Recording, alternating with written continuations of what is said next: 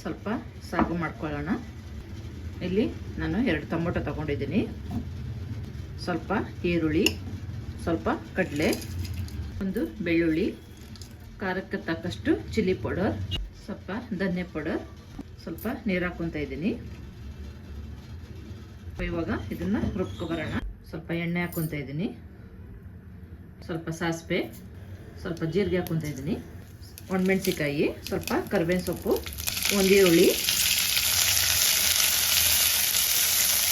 ಇಲ್ಲಿ ನಾನು 1 ಕಪ್ಪು ಕೆಂಪು ಬೇಳೆ ತೆಗೆದು ತೊಳೆದು ಇಟ್ಕೊಂಡಿದ್ದೀನಿ. ಯಾವುದೇ ಬೇಳೆ ಹಾಕೋದು ಸರಿನೇ, ನೀವು ತೊಳ್ಕೊಂಡೇ ಹಾಕಿ ಬೇಳೆ ಕಾಳು. ನಾವು ಆವಾಗಲೇ ರುಬ್ಬಿಟ್ಕೊಂಡಿರೋದು ಮಸಾಲ. ಸ್ವಲ್ಪ ನೀರು ಹಾಕ್ಕೊತಾ ಇದ್ದೀನಿ.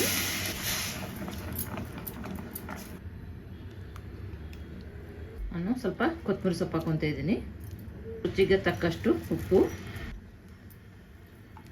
ನಾನು ಸ್ವಲ್ಪ ಲಾಸ್ಟಲ್ಲಿ ಹಿಂಗೆ ಹಾಕ್ಕೊತಾ ಇದ್ದೀನಿ.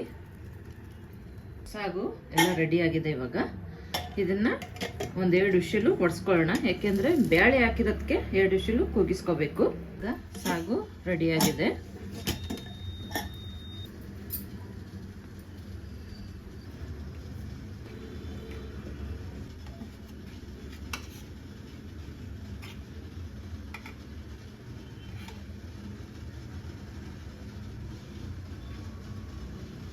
ಸೂಪರಾಗಿ ಆಗಿ ಬಂದಿದೆ. ಮಾಡೋ ಅಡುಗೆ ನಿಮ್ಗೆ ಇಷ್ಟ ಆಗಿದ್ರೆ ಲೈಕ್ ಮಾಡಿ, ಕಮೆಂಟ್ ಮಾಡಿ, ಶೇರ್ ಮಾಡಿ, ಸಬ್ಸ್ಕ್ರೈಬ್ ಮಾಡಿ. Thank you.